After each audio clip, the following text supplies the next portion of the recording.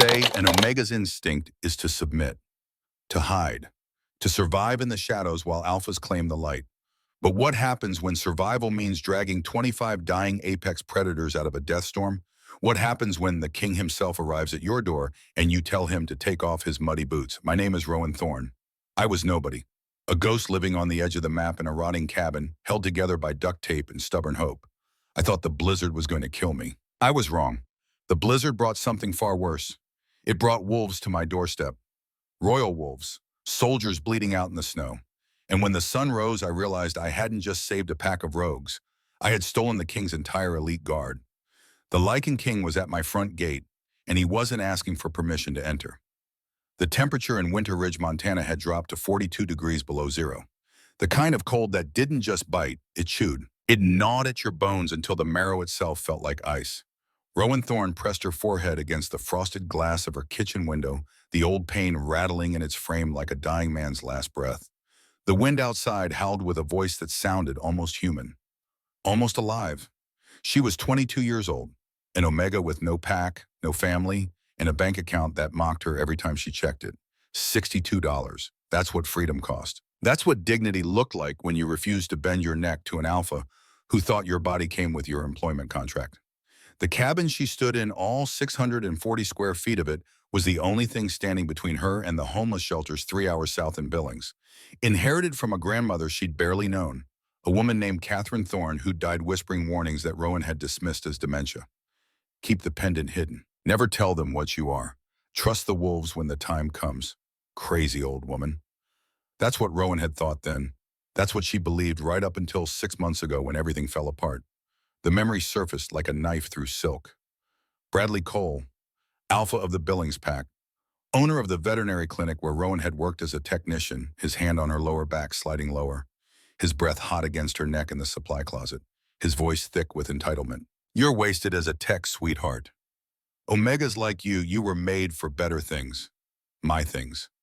She'd broken his nose with a morphine vial, the satisfying crunch of cartilage, the spray of blood across the autoclave, the shocked silence that followed. Then the consequences: fired, blacklisted, ejected from pack territory with nothing but a duffel bag and the clothes on her back. Her own sister Bryn had stood silent in the doorway of their mother's old house, silent and ashamed. You should have just cooperated, Ro. You always make things harder than they need to be. Rowan pulled back from the window, now shaking off the memory. The glass was fogging from her breath, obscuring the view of the encroaching storm. But she didn't need to see it to know what was coming. She'd been tracking this monster for 3 days on her grandfather's old NOAA weather radio. The device crackled on the kitchen counter, its red LED display showing a temperature reading that made her stomach clench. -38 Fahrenheit, wind chill bringing it down to -51. Category 5 blizzard, sustained winds 90 miles per hour. Whiteout conditions, zero visibility beyond 10 feet. The National Weather Service had issued evacuation orders for the entire Winter Ridge area 12 hours ago. But Rowan had nowhere to go, no pack to run to, no family to shelter her. And even if she'd wanted to leave, the roads were already impassable. Snow had been falling for 18 hours straight, accumulating at a rate of 3 inches per hour. The driveway that connected her cabin to the main road, a rutted dirt path exactly 6/10 of a mile long, was buried under drifts that reached past her waist. She was trapped, alone, with a propane tank sitting at 16%. Enough fuel to keep the ancient furnace running for maybe 36 hours if she kept the thermostat at 55 degrees. After that, she'd be burning furniture, burning books, burning hope. Rowan moved away from the window and checked her preparations for the 4th time that hour. It was a ritual now, a way to keep the fear at bay. She'd learned a long time ago that fear was just energy looking for direction. Channel it into action and you survived. Let it paralyze you and you died. On the kitchen table, she'd spread out her hand-drawn maps of the region. Years of work, a decade of solitary hikes through these mountains, charting every trail, every landmark, every potential shelter. The old silver mine 2.1 miles north of the cabin, the creek bed that ran east toward the highway, the 4 distinct evacuation routes she'd memorized color-coded by season and weather condition.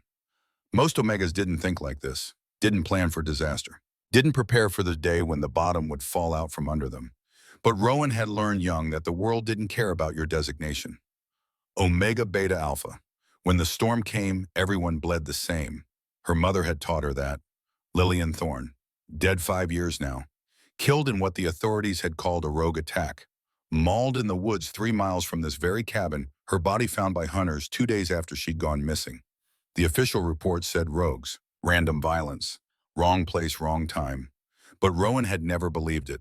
Her mother's wounds were too clean, too precise, the claw marks too evenly spaced. And there was the smell. Even 5 years later, Rowan remembered the smell on her mother's torn clothes when the police brought them back. Not rogue, not wild, expensive cologne, silver polish, the scent of old money and older power. Counsel. That's what her instincts had whispered. But she'd been 17, grieving, powerless. Who would listen to an Omega's accusations against the most powerful wolves in the territory? Rowan pushed the memory down and focused on the present. Survival first. Justice later.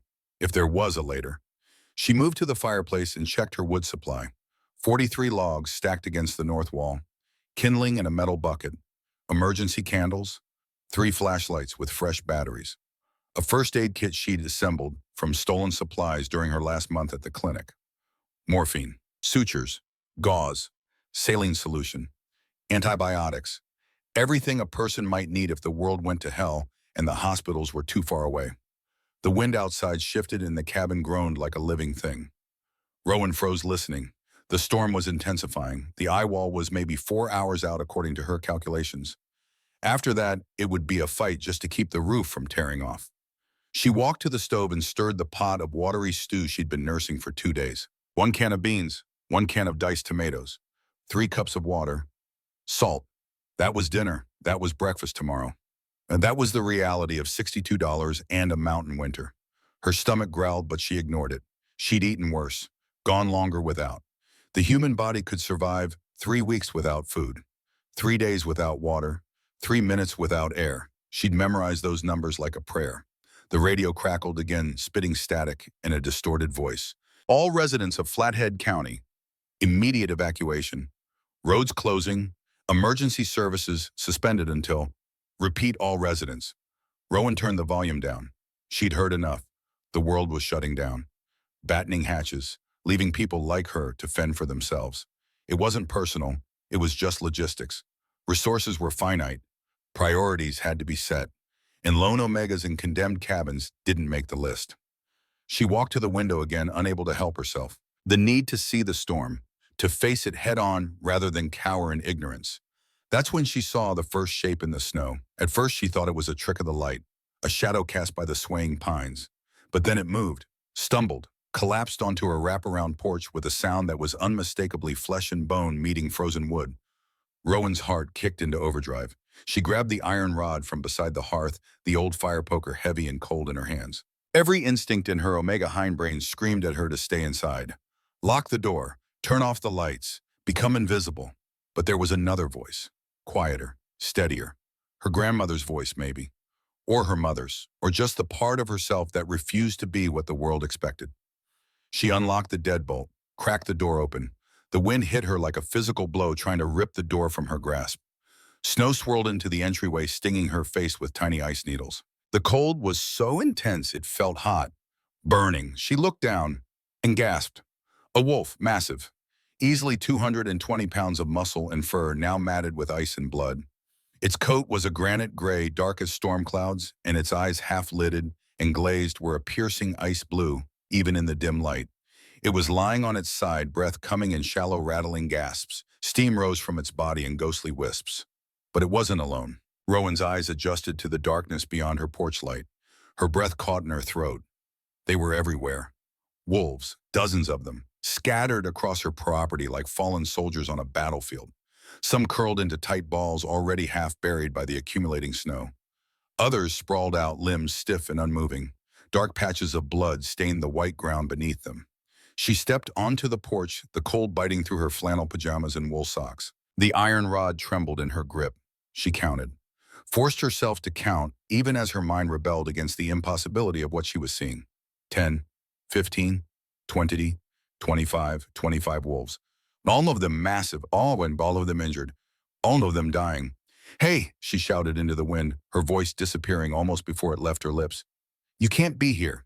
You have to shift. You need to shift back to human form. Wolves in their animal form could withstand cold better than humans, yes.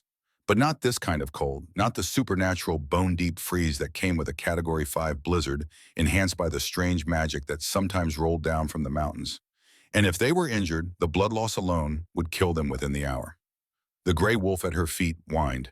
It was a pathetic sound, broken, a sound no apex predator should ever make. One blue eye opened fully, looking directly at her. There was intelligence in that gaze, desperation, a silent plea that transcended species. Help me. Rowan looked from the wolf at her feet to the warm glow of her living room. 640 square feet, a space barely large enough for one person to survive comfortably. And she was supposed to fit 25 dying wolves inside. She was an omega.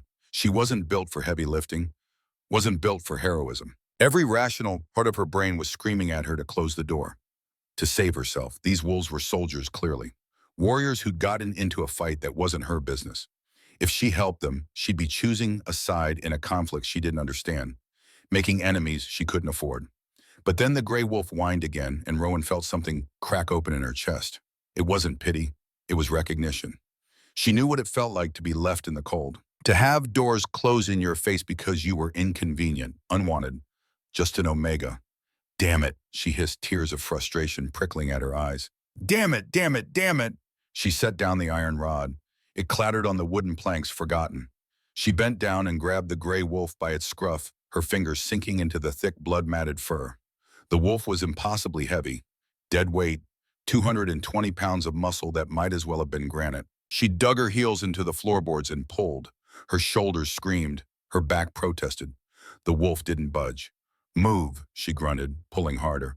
Come on, you oversized dog. Work with me here. The wolf's eye focused on her again, and then with what seemed like its last reserve of strength, it pushed with its hind legs. Just a little, just enough. They moved 6 inches, then a foot, then they were over the threshold. It took Rowan 3 hours. 3 hours of hell that she would remember for the rest of her life in vivid, muscle-shredding detail. 3 hours of dragging wolves through a blizzard one by one, her body screaming for mercy that never came. The 7th wolf, a brute that had to weigh 240 pounds, got stuck in the doorframe, its massive shoulders wedged against the wood. Rowan pulled until she thought her spine would snap. Finally, in a moment of desperate inspiration, she ran to the kitchen and grabbed the dish soap, squirted it along the wolf's sides, pulled again. It slid through with a sound like a ship launching, crashing onto the living room floor with enough force to crack one of the old floorboards. The 15th wolf was a female, russet-colored and lighter than the others, only 165 pounds. Rowan almost wept with relief. She was able to drag this one in less than 10 minutes, though her arms had gone numb by then. The morphine she'd injected into her own thigh an hour ago was starting to wear off. The pain was coming back, sharp and insistent. By the time she reached the 22nd wolf, Rowan was hallucinating. The edges of her vision were going gray. Her hands were bleeding, the skin torn from gripping wet fur. Her legs were shaking so badly she had to use the doorframe to stay upright. This wolf was the largest yet. Midnight black with a coat so dark it seemed to absorb the light. Easily 280 pounds. It was lying at the far edge of the porch, barely breathing. Rowan looked at it and knew that if she tried to lift this one, she'd collapse, fail, die on her own porch alongside these dying soldiers. She stumbled to the kitchen, poured herself a cup of the coffee she'd brewed hours ago. It was cold now, bitter and thick as tar, but she forced it down. The caffeine hit her system like a defibrillator. Her heart rate spiked. The gray at the edges of her vision receded. Just a little, just enough. She went back outside, found a length of rope in the shed, tied it around her waist and then around the black wolf's torso just behind its front legs, braced herself against the doorframe and pulled, used her body weight as a counterbalance. The rope dug into her stomach, cutting off her air. She pulled anyway. The black wolf moved, inch by agonizing inch. Its claws scraped against the wood, leaving deep gouges. Rowan's vision went spotty. She couldn't breathe, couldn't think, could only pull. They made it inside, somehow.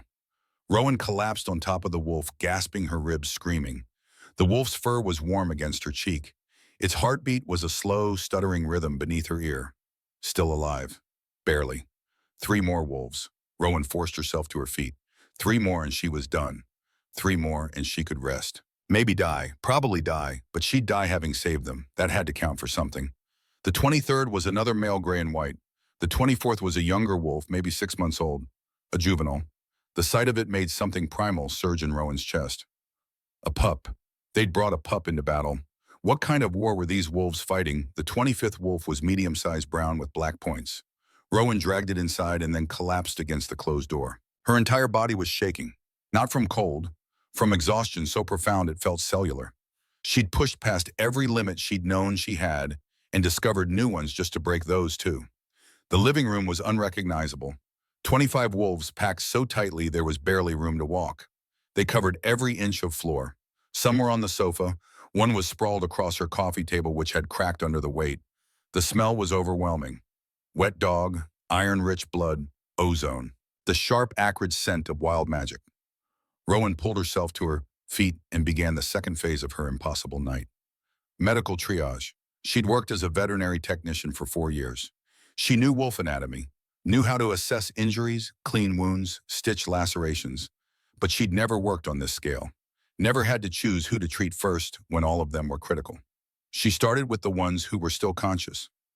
The gray wolf she dragged in first. Its eyes were tracking her, now alert despite the obvious pain. She knelt beside it and ran her hands over its body, methodical and professional, despite the tremor in her fingers. Lacerations along the ribs, 7 inches long, clean edges, not claw marks. These wounds were too precise, too uniform. Rowan had seen cuts like this before in the textbooks from her brief stint in veterinary school before the money ran out. Blade wounds. Someone had attacked these wolves with swords. Who attacks wolves with swords in the 21st century? She stitched the wound closed with hands that had steadied with purpose. 11 sutures, each one placed with the precision her old professor had drilled into her. The gray wolf didn't even flinch, just watched her with those unsettling blue eyes. Watching and waiting. She moved to the next wolf, and the next. Hours blurred together. She lost track of time, lost track of which wolf was which. There was only the rhythm of the work. Assess, clean, stitch, inject morphine for the pain, check core body temperature with the veterinary thermometer she'd stolen from the clinic. 84 degrees, 86, 88. Severe hypothermia, all of them. She cranked the wood stove and the propane furnace to maximum, damn the fuel costs. If they died of cold after she'd dragged them inside, what was the point? By 4 in the morning, Rowan had treated all 25 wolves. The cabin was a sauna. Condensation dripped from the windows. The smell of wet fur was so thick she could taste it. Her hands were covered in blood, both human and wolf. The morphine vials were all used. She was running on nothing but coffee and the peculiar high that came from staring death in the face and spitting. She collapsed into her armchair, the only piece of furniture not occupied by a wolf. Her chest heaved, her vision swam. She looked at the gray wolf, the first one she'd saved. He was awake now, fully alert, and his gaze was no longer glazed with pain. It was sharp, intelligent, and deeply, profoundly afraid. Not of her, of something else, something outside. "Who are you?" Rowan whispered into the oppressive silence of the room. Her voice was hoarse, barely more than a rasp. "What did you do to piss someone off this badly?" The wolf didn't answer, couldn't answer, but its eyes shifted to the door, to the window, as if it expected death itself to come crashing through at any moment. Rowan forced herself to stand, staggered to the window. The storm had broken. The wind had died down to a low moan. The snow was still falling, but lighter now. Gentle almost. The kind of snow that belonged on Christmas cards, not battlefields. The moon was out, full and bright, illuminating the endless white wasteland of her property. And that's when she saw them. The tracks. Not wolf tracks. Tire tracks. Heavy all-terrain tires. Military grade. Humvees. 6 of them. Parked at the bottom of her long driveway, exactly 6/10 of a mile down. Their lights were off, engines idling, exhaust visible in the frigid air.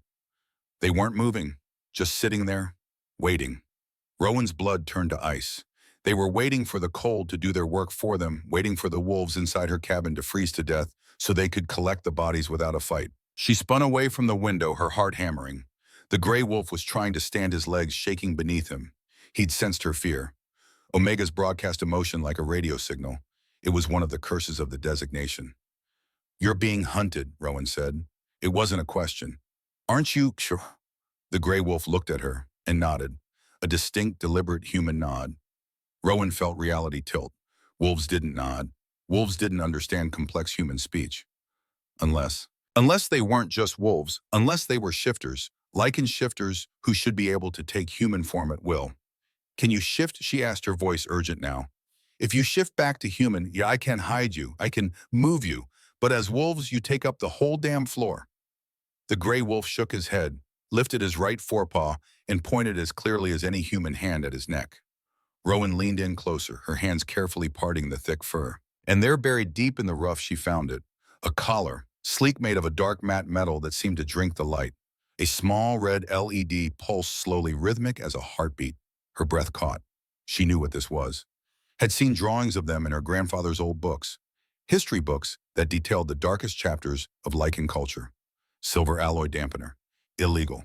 Banned by international treaty since 1847. A device that locked a shifter in their current form, severing the connection between human and wolf. Torture technology. The kind of thing that started wars. Someone had collared 25 shifters, hacked them up with silver-edged blades, and left them to freeze in a Category 5 blizzard. This wasn't a fight. This wasn't a skirmish. This was an execution, a massacre, and she just saved the victims. Who are you? Rowan asked again, desperation creeping into her voice now. Who the hell are you people? The gray wolf just looked at her, then his gaze shifted to the window, to the Humvees waiting in the darkness, and he let out a low, vibrating growl that Rowan felt in her bones. A warning, a threat, a promise. Whatever was coming, it was bigger than her, bigger than this cabin, bigger than 25 dying wolves. And she had just painted a target on her back the size of Montana. Rowan realized with a clarity that felt like falling that her life of quiet obscurity was over. The moment she'd opened that door, the moment she'd chosen to pull instead of hide, she'd crossed a line, and there was no going back. Okay, she said, her voice steadying even as her hands shook. She walked to the hall closet and pulled out her grandfather's old 12-gauge shotgun. It was heavy, the wood worn smooth by decades of use. She'd fired it maybe 3 times in her life. Hit a target once, but it was better than nothing. She checked the chamber. 2 shells. That's all she had. 2 shells against 6 Humvees full of people who had the resources and ruthlessness to collar lichen soldiers and leave them for dead. She looked at the wolves scattered across her floor, at the gray one who'd been watching her this entire impossible night, at the massive black one who was starting to stir its breathing deeper, now stronger. Nobody dies in my house, Rowan declared, her voice ringing clear in the silent cabin. Not on my watch. As if summoned by her words, the sound of engines changed. Deeper now, louder. But it wasn't the Humvees at the bottom of the hill starting up. This was different. This was the roar of something much, much bigger. Rowan ran to the window. Her jaw dropped. The Humvees at the bottom of the driveway were moving, but not toward her. They were turning around, scrambling, fleeing. Retreating in a spray of snow and panic, because replacing them was something that made the Humvees look like toys. A convoy. 8 SUVs, massive and black as midnight, with windows tinted so dark they could have been solid metal. They moved in perfect formation, predatory and precise, and at the head of the convoy was an armored truck. Not military, something else, something custom built. On its door, even from this distance, Rowan could see the crest. A golden crown over a silver wolf's head. Regal, ancient, unmistakable. She'd seen that crest before. On television, in newspapers, in the nightmares of every Omega who'd ever been unlucky enough to catch the attention of the powerful. The Royal House of Ashcroft. The Lichen King. Oh, God, Rowan whispered, the shotgun slipping from her suddenly nerveless fingers. Behind her, the gray wolf let out a bark. Not a warning this time. A greeting. A call. The convoy screeched to a halt directly in front of her porch. Doors flew open in perfect synchronization. Men poured out, 35 of them, all wearing black tactical gear, faces hidden behind balaclavas, weapons raised. They surrounded her cabin in less than 20 seconds, a perimeter so tight a mouse couldn't have escaped. And then from the armored truck, he stepped out. Rowan had seen pictures. Everyone had. But pictures didn't capture the reality. Didn't prepare you for the sheer presence of the man. Theron Ashcroft. The Lichen King. 6 feet 5 inches of barely contained violence wrapped in a suit that probably cost more than her cabin. No coat despite the temperature having dropped back down to 42 below. He didn't need one. The rage radiating off him was heat enough to melt snow. He walked up the steps of her porch. His boots, expensive leather things that would be ruined by the salt and ice crunching through the blood-stained snow where Rowan had dragged the wolves. Each step was deliberate, measured.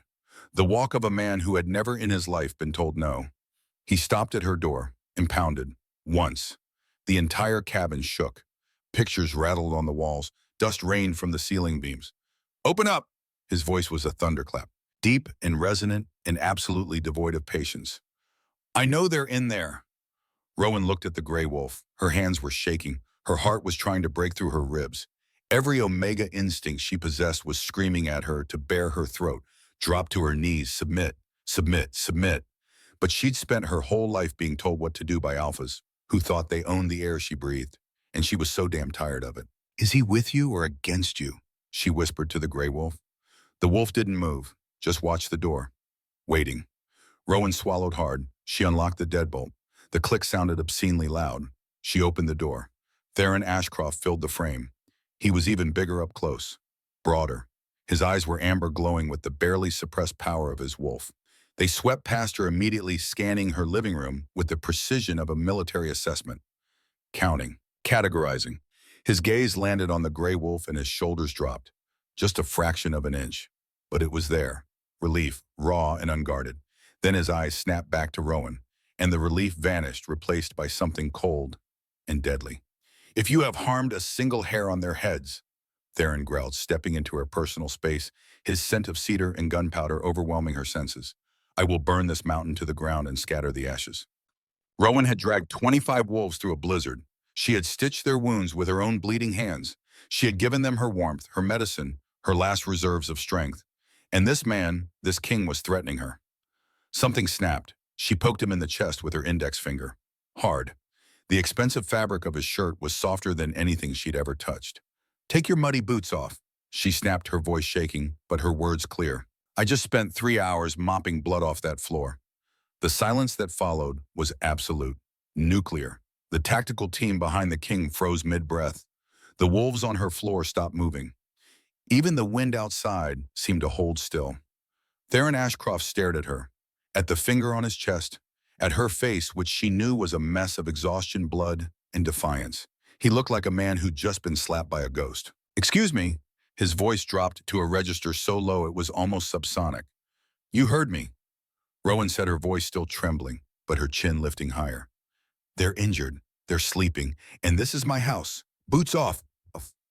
For 3 seconds, that felt like 3 years. The only sound in the frozen valley was the wind whistling through the cracks in Rowan's porch roof. Then Theron Ashcroft, king of the Northern Territories, ruler of 60,000 lichen shifters, the man who had once killed a rogue alpha with his bare hands on live television, bent down. He unlaced his boots, the expensive leather ones that were already ruined. He kicked them off one at a time. They landed on the porch with 2 heavy thuds. He stepped into Rowan's entryway in his socks, black tactical socks with reinforced heels. He straightened to his full height, towering over her by more than a foot. "Satisfied?" he asked. Rowan let out a breath she hadn't realized she'd been holding. Her knees decided they were done. They buckled. She started to fall.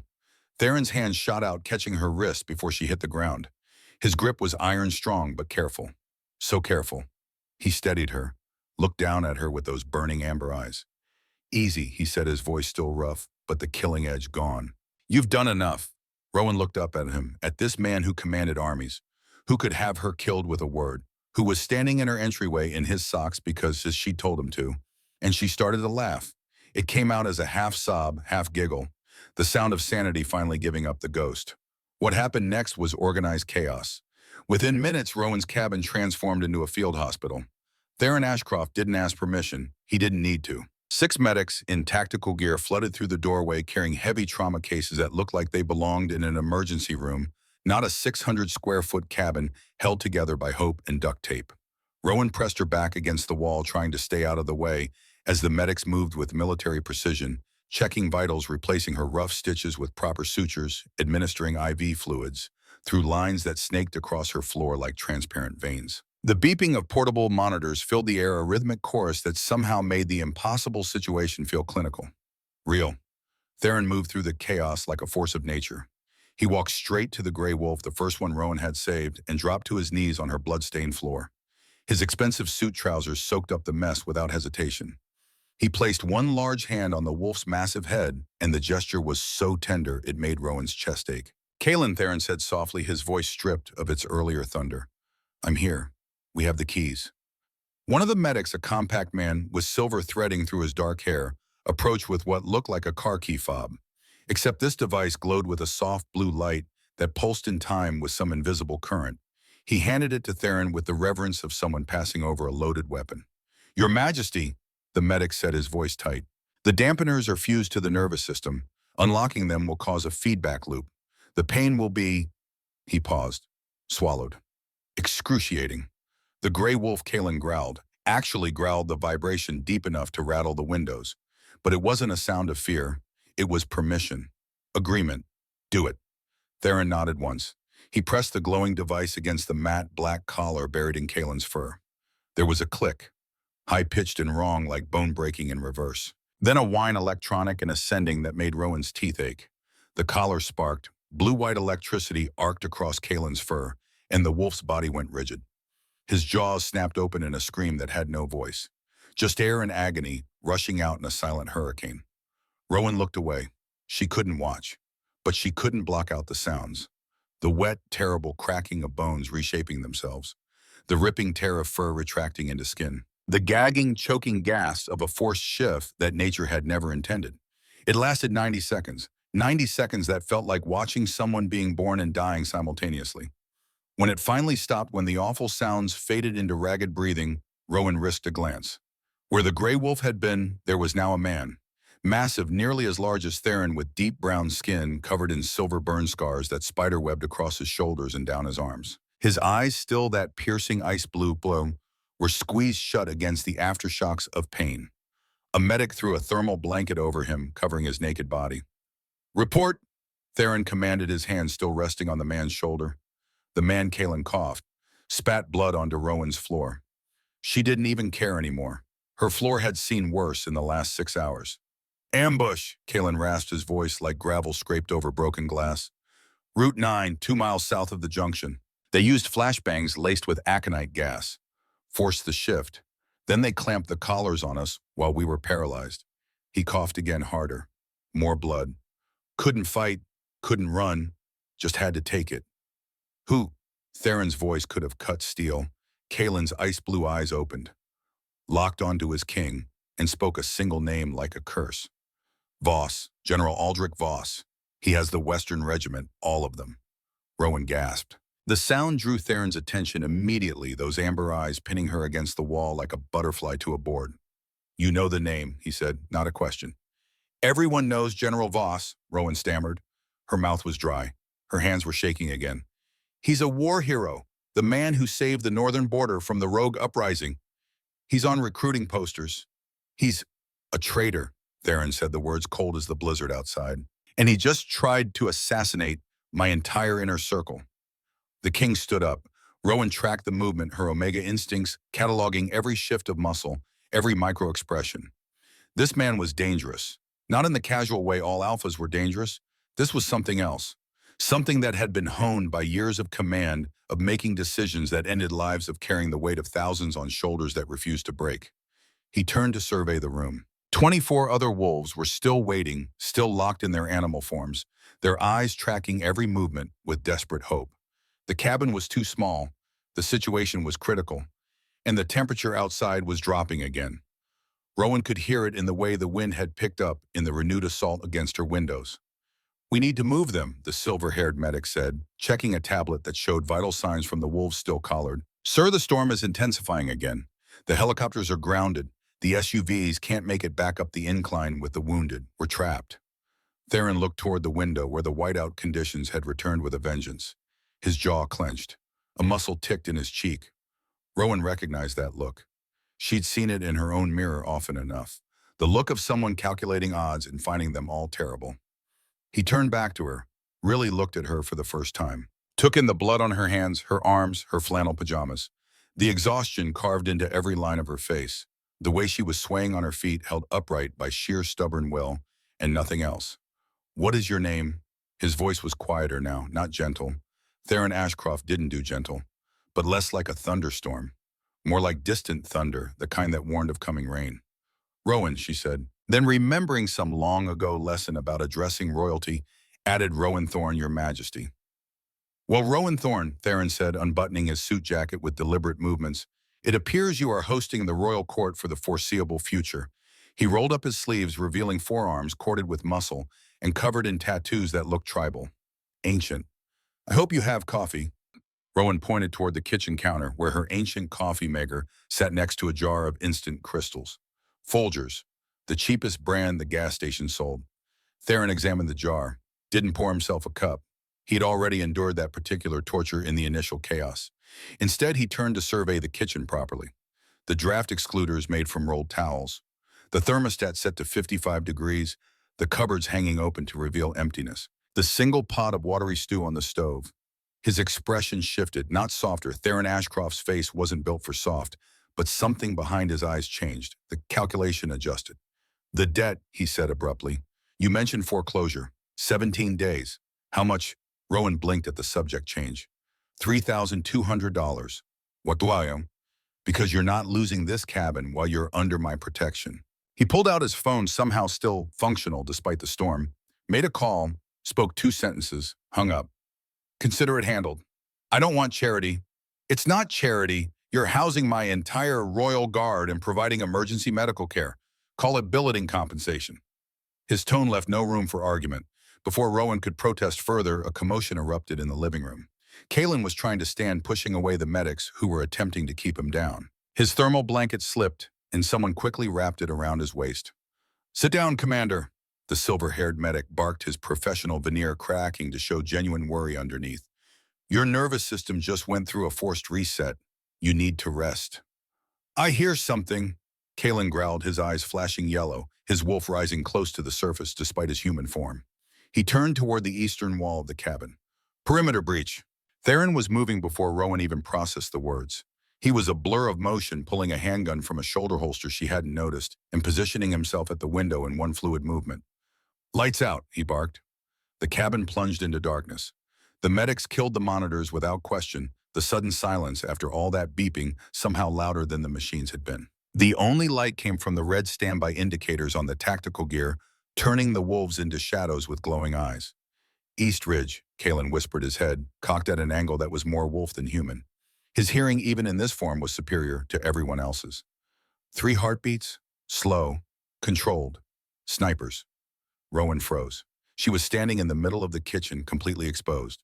The window above the sink looked out toward the east, toward wherever these snipers were positioned. She was a perfect target.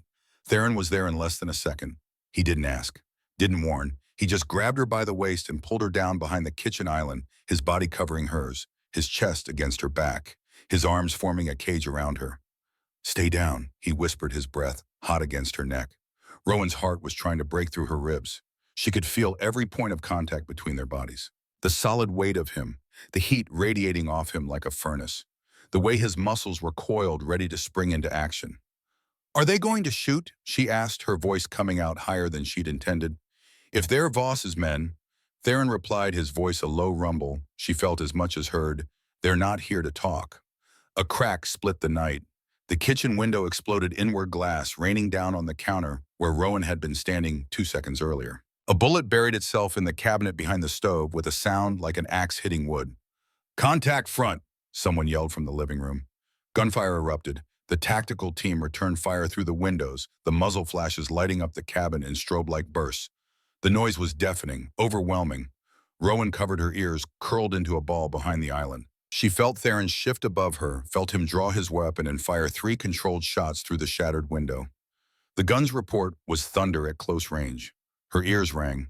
The firefight lasted 2 minutes. 2 minutes of chaos and cordite smoke and the meaty thump of bullets hitting log walls. Then as suddenly as it started, it stopped. Targets neutralized, a voice called from the porch. 3 confirmed kills. Theron stayed where he was for another 5 seconds, his body still shielding Rowan's. Then slowly he pulled back. He holstered his weapon and looked down at her, his eyes scanning for injuries in the dim red glow of the tactical lights. Are you hit? He demanded. Rowan shook her head. She couldn't speak. Her throat had closed up. She was shaking so hard her teeth were chattering. Good, Theron said. He reached down and pressed something cold and heavy into her hand. She looked down. A combat knife. 7 inches of matte black blade with a handle wrapped in paracord. If anyone comes through that back door, Theron said, his voice deadly calm, and it's not me or Kalen you stick them. Gut or neck. Understand? Rowan stared at the knife, at the light reflecting off its edge. Gut or neck, she repeated numbly. Good girl. Theron stood and moved back to join his men, leaving Rowan crouched behind the island, holding a knife that felt alive in her hands. The medics restarted the monitors. Theron and Kalen, who had somehow acquired pants and a tactical vest, despite his injuries, examined the bodies the guards were dragging inside out of the wind. Sir, one of the guards called out, pulling back a balaclava from the first corpse. You need to see this. Theron knelt by the body, his expression turned to stone. What? Rowan asked from her position behind the island, still clutching the combat knife. This is Lieutenant Marcus Hale, Kalen said, grimly limping over to examine the second body. One of my men, 3rd Battalion Royal Guard. He pulled the mask from the second corpse. And this is Corporal Davies, also mine. A chill that had nothing to do with the broken window ran through Rowan. Voss has spies in the guard. Had, Theron corrected, his voice flat and dangerous. He stood looking at his assembled men with new suspicion. Check the third. The third sniper was also Royal Guard, a specialist named Chen. How many more? Kalen asked quietly, voicing what everyone was thinking. Theron's jaw clenched. We find out when we move. Everyone shifts when we unlock the collars. Anyone who hesitates, anyone who can't. He didn't finish. Didn't need to. The traitors would reveal themselves. The dampeners only worked on the ambushed guards. Voss's plants would have full shifting capability and would need to fake paralysis during the unlocking. It would be obvious. It was a purge. Necessary. Brutal. And it meant they couldn't trust anyone completely. They know we're here, Theron said to Kalen, his voice pitched low, but in the small cabin Rowan heard every word. That was a scouting party. Voss sent them to confirm we survived. Kalen nodded, one hand pressed to his bandaged side. He won't send another small team. Next time it'll be heavy artillery. He'll level this cabin and everyone in it. Then we move, Theron said. We can't, the silver-haired medic interrupted, looking up from a tablet showing vital signs. Half the guard can't walk, let alone run through waist-deep snow. Moving them now would kill them as surely as staying here. Theron turned. His eyes found Rowan still crouched behind the island, still holding the knife. Rowan, he said, his voice carrying an urgency that made her spine straighten. Is there anywhere else? A basement, a storm cellar, caves? Rowan's mind raced. She thought of the maps on her kitchen table, the ones detailing every inch of these mountains. Thought of 10 years of solitary exploration, of preparing for a day when she might need to disappear.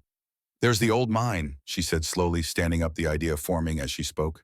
My grandfather used to work there. It's an abandoned silver mine about 2 miles north. The entrance is hidden, overgrown. Most people don't even know it exists. She walked to the table and grabbed one of her hand-drawn maps, brought it over to Theron. Look, the tunnels go deep. The temperature stays around 50 degrees year-round. It's dry, stable. Silver mine. Kalen grimaced, his hand unconsciously going to the burn scars on his shoulder. Not ideal for lichens. It's been depleted since the early 80s, Rowan countered, spreading the map on the counter. The main vein was stripped decades ago. There's only trace amounts left. Nothing that would hurt you. And it's better than being blown up by whatever Voss sends next, isn't it? Theron studied the map. His finger traced the route. She'd marked the careful notations about landmarks and distances. His eyes met hers. You drew this. 10 years of work, Rowan confirmed. I've been inside the mine. Multiple times. I know it's safe. Theron looked at Kalen. Some silent communication passed between them, the kind that came from years of fighting side by side. Kalen nodded once. We move in 10 minutes, Theron announced to the room. Able-bodied carry the wounded. Standard evac formation. Miss Thorne leads the way. The cabin exploded into controlled chaos. Medics broke down equipment. Guards distributed weapons. The wolves who could walk were helped into tactical gear that hung loose on their injured frames. Those who couldn't walk were prepared for transport, strapped to improvised stretchers made from tent poles and thermal blankets. Rowan stood in the middle of it all, feeling useless, until Theron appeared beside her. He was holding a tactical parka, black and heavy, clearly designed for someone much larger than her. Put this on, he said. Not an order, not quite a request, something in between. I have a coat, Rowan protested weakly, gesturing to her threadbare flannel jacket hanging by the door. Theron looked at the jacket, the one with duct tape patches on the elbows and a torn pocket. No, you have fabric with optimistic aspirations. He held up the parka, is actual protection. Rated to -60. Put it on. Rowan took the parka. It was still warm from wherever he'd been storing it, probably in the armored truck. She shrugged into it and immediately disappeared into its bulk. The hem came down to her knees. The sleeves extended past her fingertips. She looked ridiculous. But it was warm, warmer than anything she'd ever worn. The kind of warmth that spoke of expensive materials and technical engineering. The kind of warmth that wasn't meant for Omegas who lived in falling down cabins. "Thank you," she said quietly. Theron nodded once. Then he turned to address his men. "Listen up. We're moving to a secondary location. It's going to be a hard march. 2 miles through drifts that'll be chest-deep in places. The weak stay in the middle of the formation. The strong on the perimeter. If we encounter hostiles, we do not engage unless absolutely necessary. Our priority is getting everyone to safety. Clear." A chorus of affirmatives echoed through the cabin. "Move out." The journey to the mine would haunt Rowan's nightmares for years afterward. The temperature had dropped to 51 degrees below zero, the wind chill making it feel like the surface of an alien planet. The snow was waist-deep in the drifts, chest-deep in the valleys. Each step was a battle against the cold, against gravity, against the simple fact that human bodies weren't meant to endure this kind of punishment. Rowan walked at the front, her map memorized her landmarks barely visible through the whiteout conditions. Theron walked beside her, his body acting as a windbreak, his presence a solid anchor in the chaos. Behind them, the procession of wounded warriors struggled forward. The stronger guards carried the weaker ones on their backs or on stretchers. It was slow, agonizing. Every 100 yards felt like a mile. "Tell me about Voss," Rowan shouted over the wind, needing to talk, needing to focus on something other than the cold that was seeping through even the miracle parka. Theron was silent for a moment, his face a mask of concentration as he helped her navigate around a fallen tree buried under snow. Then he spoke, his voice carrying despite the storm. 20 years ago, Voss was one of my father's most trusted generals. A war hero, like you said. He saved thousands of lives during the Rogue Uprising. He was respected, beloved. Theron paused, his breath fogging in the frigid air. He was also bonded to an Argenti. Rowan stumbled. Theron caught her arm, steadied her with that iron-strong grip. "An Argenti," she repeated. "I thought they were myths, stories from the old days." "Most people think that," Theron said grimly, "but they were real. Silver witches, wolf keepers, women born with the ability to channel the moon's power directly into their bonded lichen. They made us invincible. Every lichen king for 1,000 years had an Argenti bond. What happened to them? 300 years ago, humans discovered what we were, what the bonded pairs could do. They feared that power." Theron's voice took on the cadence of someone reciting painful history. "So they hunted the Argenti, systematically, brutally, burned them as witches, drowned them, buried them alive, killed them all, or so we thought." The pieces were falling into place in Rowan's mind, even as her legs burned with the effort of pushing through the snow. Voss's mate.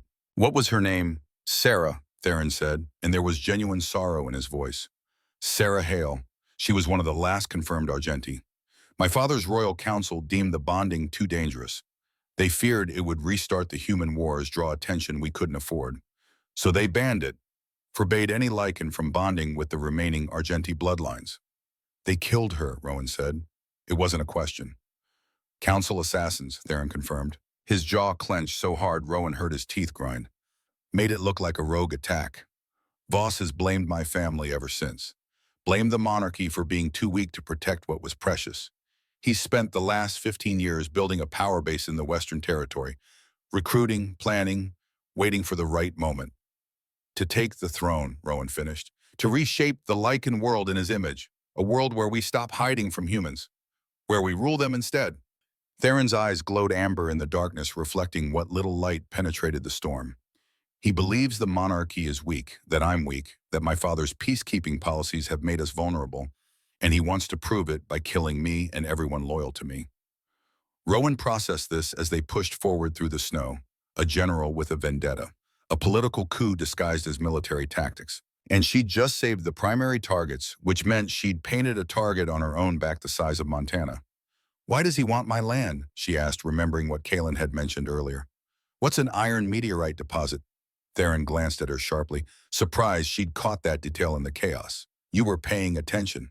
"I pay attention to everything that might get me killed."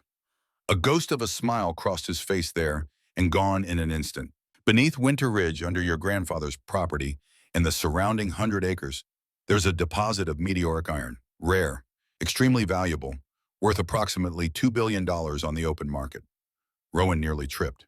$2 billion, with a B. That's That's under my land. Your land and the federal territory surrounding it. But more than the monetary value, it's culturally significant. Ancient Lycans used meteoric iron to forge weapons, ceremonial blades. It's one of the few materials that can harm us permanently. A blade forged from that iron could kill any Lycan regardless of their power or healing ability. And Voss wants to mine it, Rowan concluded. Use it to forge weapons for his coup. Exactly. With those resources, he could arm his Western regiment with blades that could kill me, kill the council, kill anyone who opposes him. It would be a game changer in a civil war. The only thing standing between him and that deposit is you. They walked in silence for a while. Rowan's thighs were burning. Her lungs felt like they were being scoured with ice. But she kept moving, kept putting one foot in front of the other. Behind her, she could hear the labored breathing of the wounded guards, the encouraging words of their brothers, the quiet determination of men who refused to die in the snow.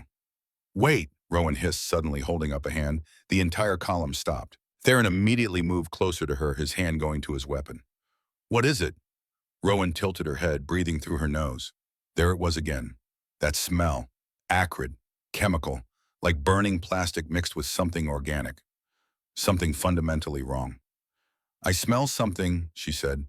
West, maybe 250 yards. Kalen, who had been walking near the middle of the column despite his injuries, limped forward through the snow. He sniffed the air, his enhanced lichen senses working overtime. He frowned. I don't smell anything. I do, Rowan insisted. She trusted her nose. It had never led her wrong, and it had saved her more times than she could count. It's faint, but it's there. Acrid, chemical, like melting plastic mixed with something organic. Theron studied her face for a long moment, snow gathering on his shoulders. Then he turned to Kalen. Check it. Take 3 men. Investigate, but do not engage. Kalen nodded and vanished into the tree line with 3 guards, silent as ghosts despite the deep snow and their injuries. The rest of the column waited tense and ready. Rowan stood beside Theron, acutely aware of how close he was standing, how his body heat seemed to radiate outward, pushing back the cold in a way that defied physics. Minutes crawled by. The wind howled. Snow continued to fall in thick, wet flakes that clung to everything building up on exposed surfaces. Rowan's teeth started to chatter. The cold was seeping through even the miracle parka, now finding the gaps, the weaknesses, the spaces where warmth fled. Theron noticed. Without a word, he unzipped his own jacket and pulled her against his chest, wrapping the coat around both of them. It was purely practical. Body heat conservation, survival protocol. But it felt like something else. Something that made Rowan's pulse race for reasons that had nothing to do with fear or cold. He was a furnace. His body temperature had to be at least 10 degrees higher than a normal human's. A lichen trait that Rowan had read about but never experienced this close. She melted against him, unable to help herself, soaking in the warmth like a plant seeking sunlight. You have good instincts, Theron murmured into her hair, his voice low enough that only she could hear. For a civilian. I grew up in these woods, Rowan said, her voice muffled against his tactical vest. You learn to notice things when you're at the bottom of the food chain, when nobody else will protect you. You're not at the bottom, Theron said, and his voice carried a weight that made it sound like more than just reassurance, like a decree. Not today, not with me. Before Rowan could figure out how to respond to that, Kalen returned. He was carrying something. A metal canister about the size of a thermos with a digital display on one side and a tangle of wires extending from the top. Tripwire, Rowan realized. This was a trap. She was right, Kalen said, his expression grim as death. He held up the canister so everyone could see. Mustard gas, military-grade aerosolized, tripwired along the main trail about 30 yards from here. If we'd kept going that way, we would have triggered it. The dispersal pattern would have covered a 100-yard radius. At least 15 dead, maybe more. Theron's arms tightened around Rowan. She felt the tension in his muscles, the barely suppressed rage flowing through him like an electrical current. He looked down at her, and something shifted in his amber eyes. Something that looked like respect mixed with something darker. Something possessive and fierce. You saved us, he said, his voice rough. Again. I just smelled it, Rowan protested, uncomfortable with the intensity of his gaze, with the way all the guards were now looking at her like she was something more than just an Omega who got lucky. But even as she said it, she knew it was strange. Mustard gas in its dispersed form was odorless to most people until it was too late. The fact that she could smell it from this distance, in this concentration, before it was deployed. Kalen was studying her with an intensity that made her want to squirm. That gas is odorless to most shifters until it's actually deployed. Humans can't smell it at all at this concentration. The canister is sealed. How did you— I don't know, Rowan interrupted, not liking where this was going. I've always had a sensitive nose. My grandmother used to say I had the sight, whatever that means. But she also thought the government was putting mind control chemicals in instant coffee, and that birds were surveillance drones, so I didn't put much stock in her conspiracy theories. Theron and Kaelin exchanged a look, the kind of look that spoke volumes in a language Rowan didn't understand. But she saw recognition there, suspicion, and something that might have been hope mixed with fear. We'll discuss your grandmother later, Theron said, his voice brooking no argument. Right now we need to move. Double time. If Voss set one trap, there are more. Stay sharp. Trust nothing. They reached the mine entrance an hour later. Rowan was beyond exhausted. She was running on pure adrenaline and the stubborn refusal to collapse in front of the king and his entire royal guard. The entrance was exactly where she remembered it, hidden behind a thicket of brambles and boarded up with planks that had rotted to the point of uselessness, barely clinging to the rock face. Theron ripped the boards away like they were wet tissue paper. The display of casual strength should have been terrifying. Instead, it just made Rowan feel safe, protected. Like maybe for the first time in 6 months, she wasn't completely alone against the world. The air inside the mine was stale but dry. The temperature was exactly as she'd promised, hovering around 50 degrees. It felt tropical compared to the -51 they'd been enduring outside. The guards collapsed onto the stone floor of the cavern, their relief palpable. The medics immediately began triage again, checking the wounded, administering pain medication, replacing dressings that had been soaked through during the march. Rowan sat on a boulder, her legs trembling with exhaustion. She pulled off the parka, which was now soaked with melted snow and sweat. The cold air of the mine hit her damp clothes, and she started shivering immediately, her teeth chattering. Theron appeared beside her with an MRE, a military ration pack. He cracked it open with practiced efficiency and handed it to her. Eat. I'm fine, Rowan lied, even as her stomach growled loud enough to be heard over the commotion. Rowan. Theron crouched down so he was at eye level with her. His amber eyes bored into hers with an intensity that made it impossible to look away. You've dragged 25 wolves out of a blizzard. You've led us through a death march. You've saved my men more times in one night than most people manage in a lifetime. If you collapse now, we all collapse. So eat. That's not a request. She took the packet.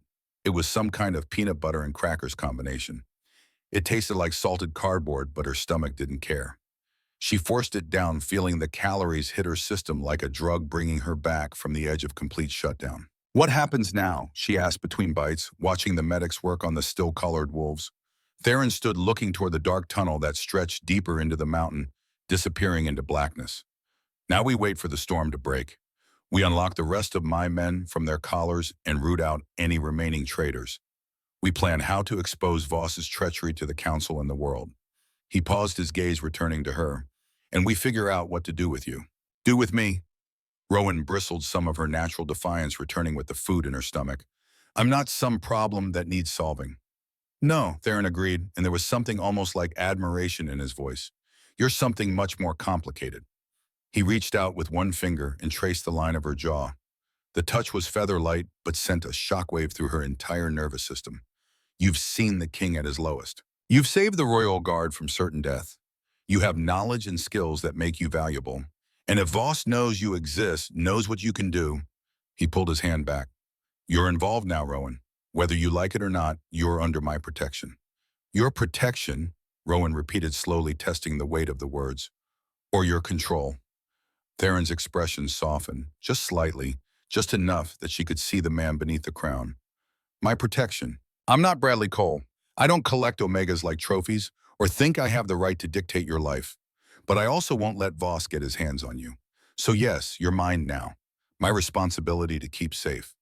There was something in the way he said mine that made Rowan's breath catch, something that felt like a promise and a threat and a vow all rolled into one. Something that should have terrified her but instead made her feel claimed, protected, valued. Before she could respond, a shout echoed from deeper in the mine. Sir, you need to see this. Theron was moving immediately, his hand automatically going to his weapon. Rowan followed her exhaustion, forgotten in the face of new mystery.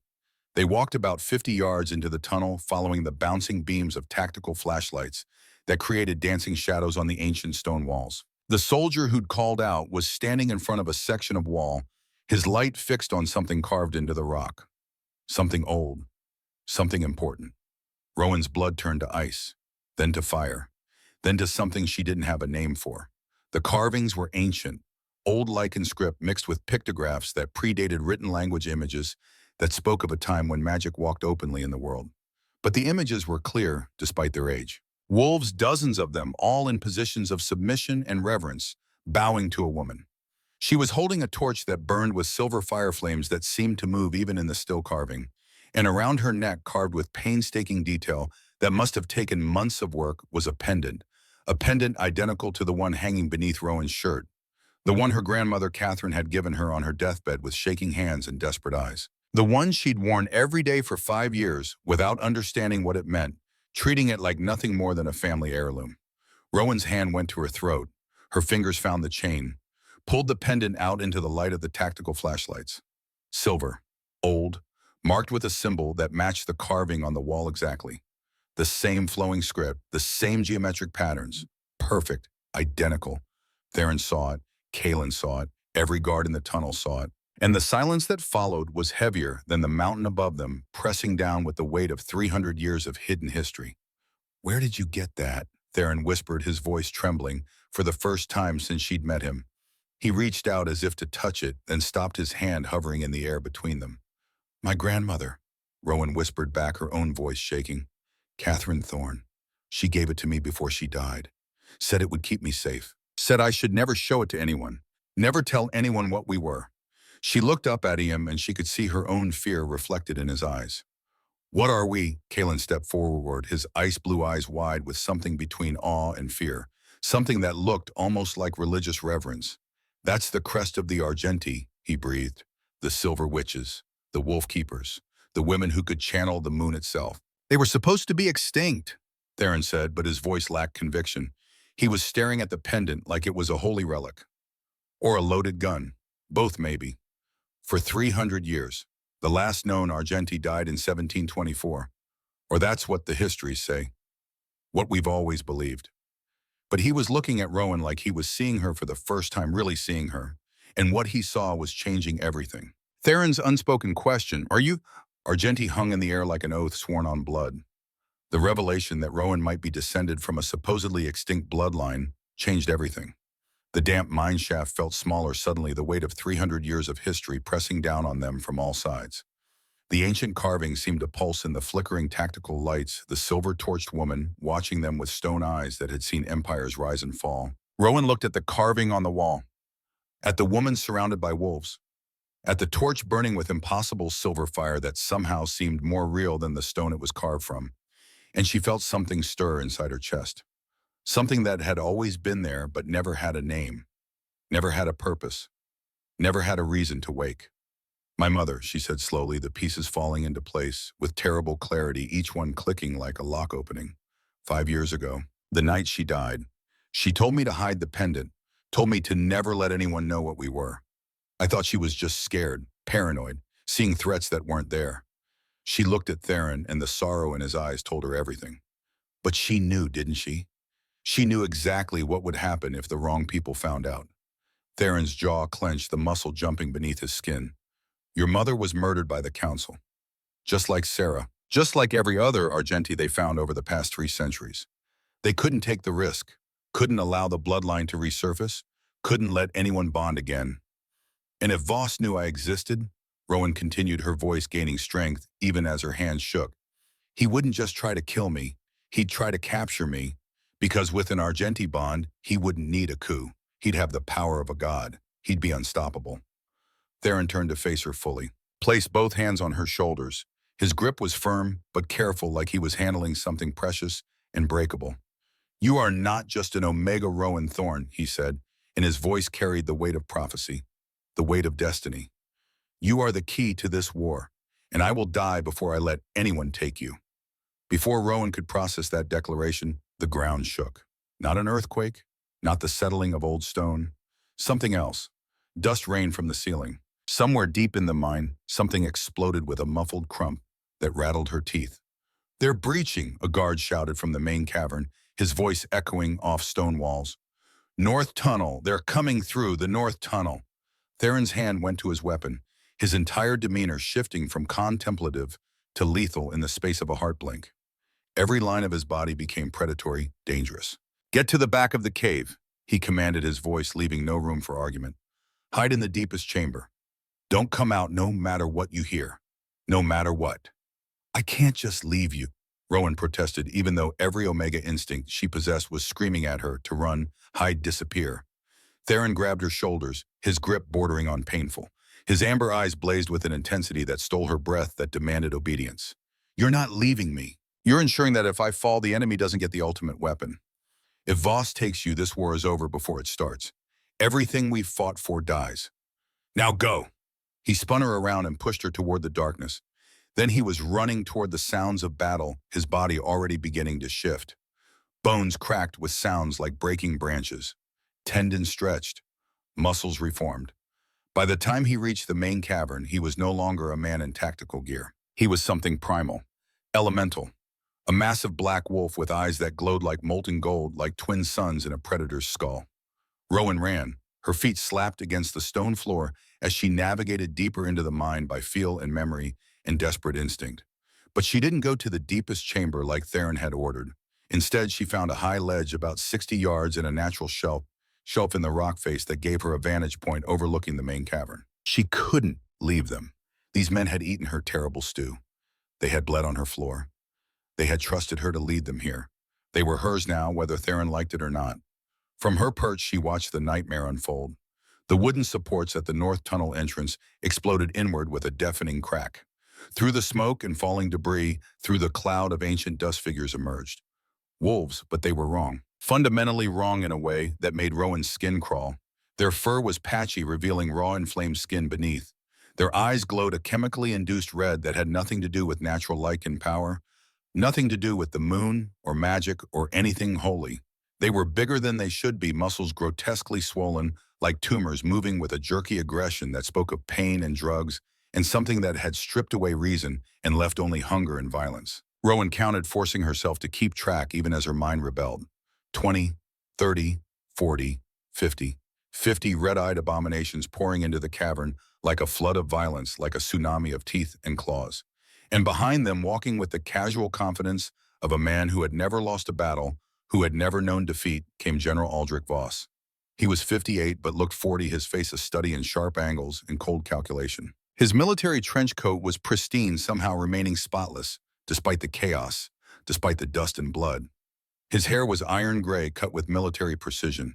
In one hand, he carried a heavy revolver, custom-made, the barrel etched with silver inlay that caught the light. In the other, a silver-tipped walking cane that Rowan instinctively knew was more weapon than affectation. Theron Voss called out, his voice echoing off the stone walls with the projection of a trained orator, of a man used to commanding thousands. "Come out, boy. Stop hiding in a hole like a frightened badger. Face me like the king you claim to be." Theron and his massive wolf form stepped into the light cast by the tactical lamps.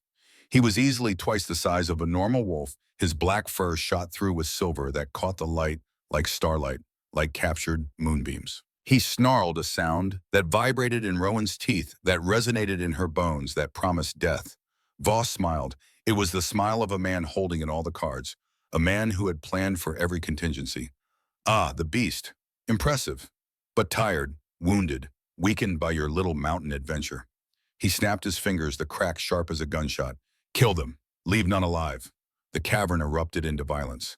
It was a blur of fur and fangs, and the wet, meaty sound of flesh tearing. Theron's royal guard fought with the discipline of elite soldiers, forming defensive positions, protecting the wounded, working as a unit. But they were outnumbered 2-1, and they were exhausted. The red-eyed wolves felt no pain, no fear, no hesitation. They threw themselves at the guards with reckless abandon, trading injury for injury, life for life, accepting death as long as they could drag someone down with them. Rowan watched in horror as Kalen was tackled by two of the enhanced beasts. He fought them off with savage efficiency, his ice-blue eyes blazing with fury and determination, his movements still graceful despite his wounds. He snapped the neck of one attacker, the crack audible even over the chaos. But the second one sank its teeth into his already injured leg, into the bandages that were already soaked with blood. Kalen howled, the sound raw and agonized, the sound of a warrior pushed past his breaking point. Theron was a whirlwind of destruction at the center of it all. He tore through enemy ranks like a force of nature, like a hurricane made of teeth and claws. His jaws crushed bone. His claws opened throats. He threw wolves that weighed 200 pounds as if they were stuffed toys, as if they weighed nothing. But there were too many, and Voss was watching, waiting, biding his time. The general raised his revolver, took careful aim, steady as a surgeon. The barrel tracked Theron's movement with professional precision, with the patience of a man who had killed hundreds, maybe thousands. Bang! The sound was deafening in the enclosed space, amplified by stone walls. Theron's wolf yelped, a high-pained sound that tore at Rowan's heart like claws. He stumbled. The bullet had hit his shoulder, and even from her perch, Rowan could see the wound smoking, could smell the acrid scent of burning flesh. Silver. The bullet was silver. Bang! Another shot. This one took Theron in the flank. His massive legs gave out. He collapsed to the stone floor, his paws sliding in his own blood, leaving red streaks on ancient stone. Silver nitrate and liquid wolfsbane, Voss announced, conversationally reloading, with practiced ease like he was discussing the weather. Nasty combination. Burns the magic right out of the blood. Leaves you helpless. Mortal. Just another dying animal. He walked up to the fallen king. Placed the tip of his polished boot on Theron's muzzle, pressing his head into the dirt with casual cruelty. Look at you. The apex predator. The mighty king. The great Theron Ashcroft. You're nothing but a dying dog. Up on the ledge, Rowan felt something building in her chest. It wasn't fear. It had moved past fear into something else. Something white-hot and primal. The pendant around her neck was burning her skin now. Actually burning. She could smell her own flesh scorching, could feel blisters forming. The carvings on the wall seemed to pulse in her peripheral vision, seeming to glow with their own light. The woman with the torch. The wolves bowing at her feet. The promise of power. The promise of vengeance. They were conduits, Theron had said. Channels. They didn't create magic, they directed it. Voss was talking, his voice dripping with contempt, with triumph, with the satisfaction of a 20-year plan finally coming to fruition. Your father was weak, you're weaker. The Ashcroft line has led us to ruin, convinced us to hide in the shadows, while humans multiply and forget we exist, forget to fear us. But I remember what we were. What we could be again, and once you're dead, once I have control of the meteorite deposit and the Argenti. His eyes flicked to the tunnel where Rowan hid, and she knew with terrible certainty that he'd seen her, that he'd known she was there all along. Once I have everything, I'll forge weapons that can kill any Lycan, and then we'll remind the humans exactly who used to rule this world. Theron tried to rise. His legs trembled, collapsed. The poison was working fast, shutting down his enhanced healing, burning through his reserves, turning him into just another dying wolf. Rowan didn't think. Didn't plan, didn't calculate odds or consider consequences. She just moved. Get away from him. Her voice exploded out of her throat. But it wasn't just her voice. It was layered, harmonic. Multiple frequencies speaking in perfect unison, speaking with the voice of her mother, her grandmother, all the Argenti women who had come before. The sound hit the cavern like a physical force, echoing and amplifying until the very stones seemed to vibrate, until dust fell from the ceiling and small rocks clattered down from above. Every head turned. 50 red-eyed wolves, 20 royal guards. Kalen, Voss, and Theron, his golden eyes widening in recognition and terror, widening with the knowledge of what was about to happen. Voss looked up at her perch, his expression shifting from contempt to shock to calculation in rapid succession. Impossible, he breathed. The bloodline died out. We made sure. We killed them all. Rowan jumped. It was a 12-foot drop to the cavern floor. She should have broken her ankles, should have crumpled on impact. Instead, she landed in a crouch, balanced and steady, as if she'd been doing this her entire life, as if her bones and muscles remembered something her conscious mind had forgotten. Power sang through her veins like electricity. The pendant was a miniature sun against her chest, and she could see silver light leaking from beneath her shirt, casting shadows that danced and writhed like living things. The red-eyed wolves snarled and lunged at her. 15 of them, their enhanced muscles propelling them forward with terrifying speed, with single-minded hunger.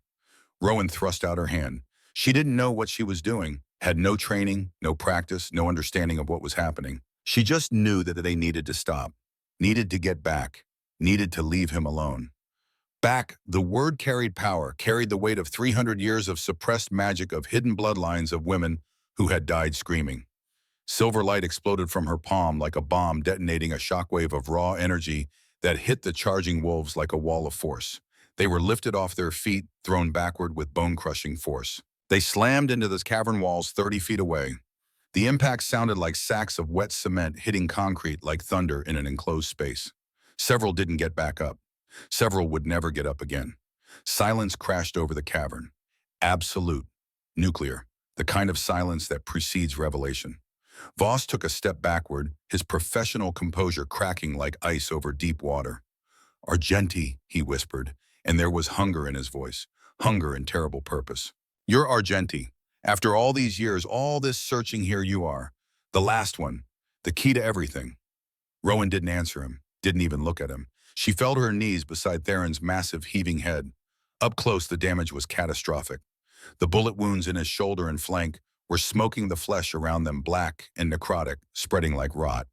The silver was spreading through his system, poisoning him from the inside out. His golden eyes were dimming the light, fading like a sunset and fast forward like hope dying.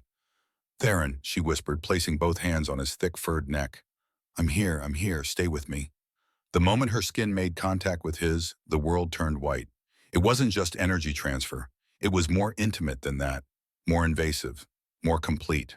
Rowan felt Theron's pain as if it were her own, felt every nerve ending burning, felt the silver burning through his veins like acid, felt the wolfsbane shutting down his organs one by one, like lights going out in a city during a blackout.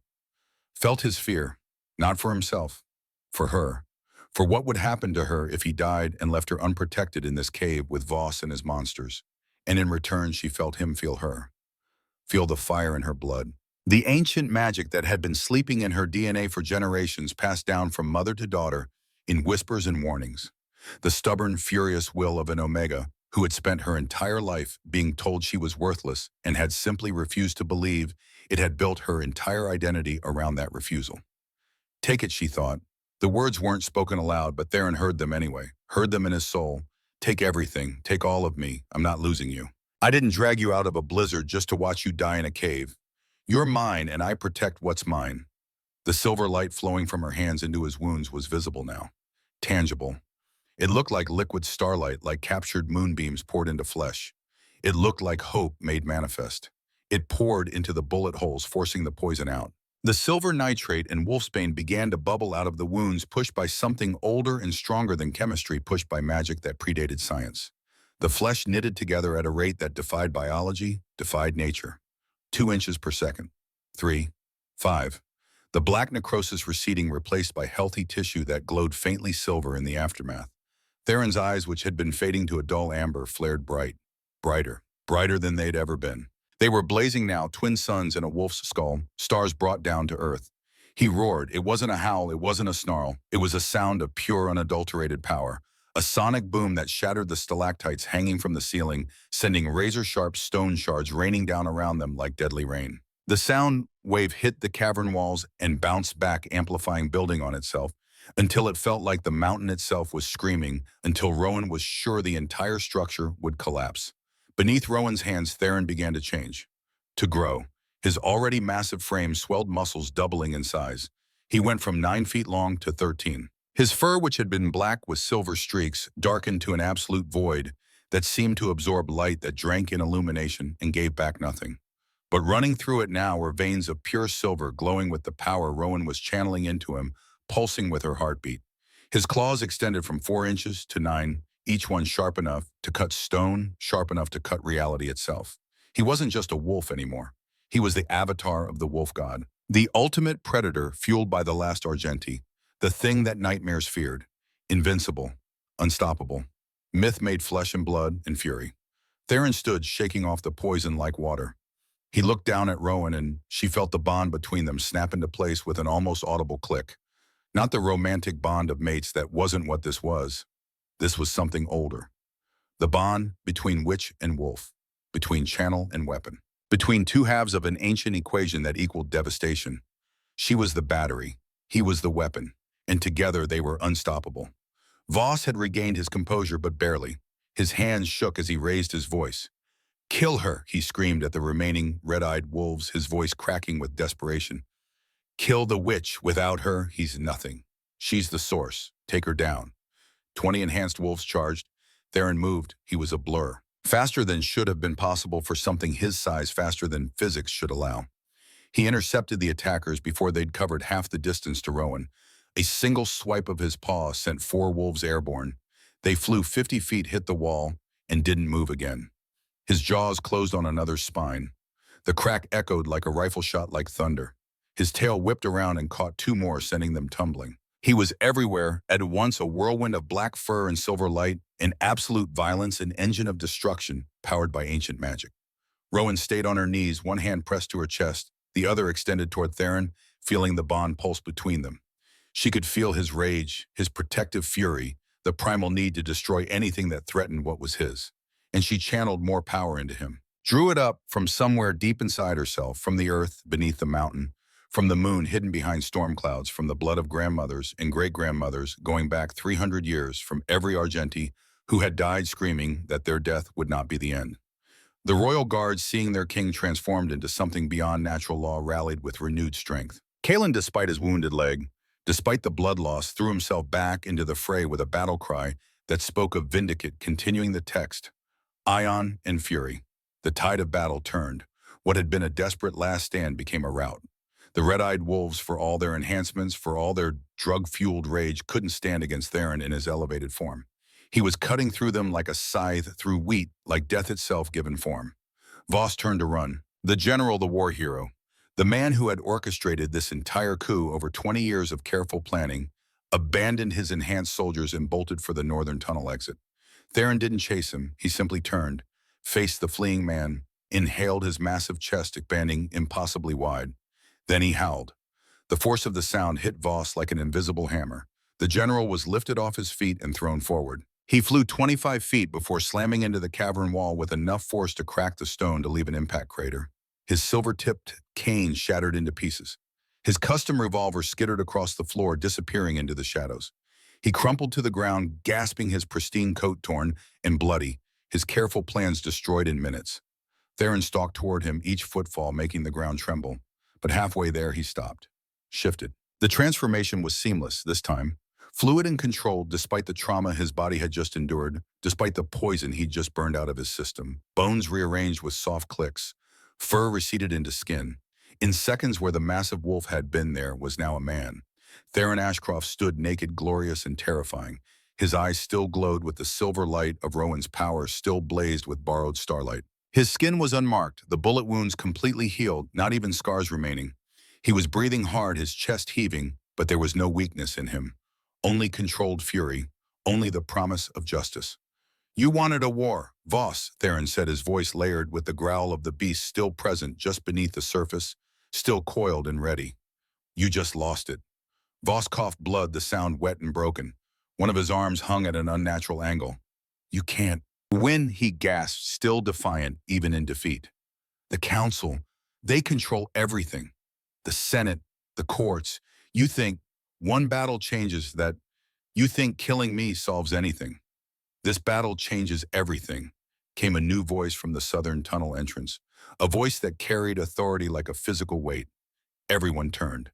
Through the darkness stepped a figure that made even Theron straighten with respect, that commanded instant attention. The man was ancient, easily in his 70s, with silver hair that fell past his shoulders like a waterfall of moonlight, and eyes that had seen empires rise and fall, that had witnessed the turning of ages.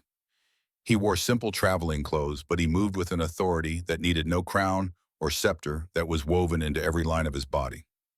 Elder Brennan, Theron said, and his voice carried genuine surprise. I didn't call for Alliance intervention.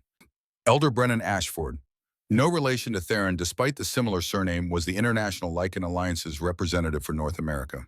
He was the closest thing the scattered Lycan territories had to a supreme authority, the final arbiter of disputes, the keeper of ancient laws. His word carried weight.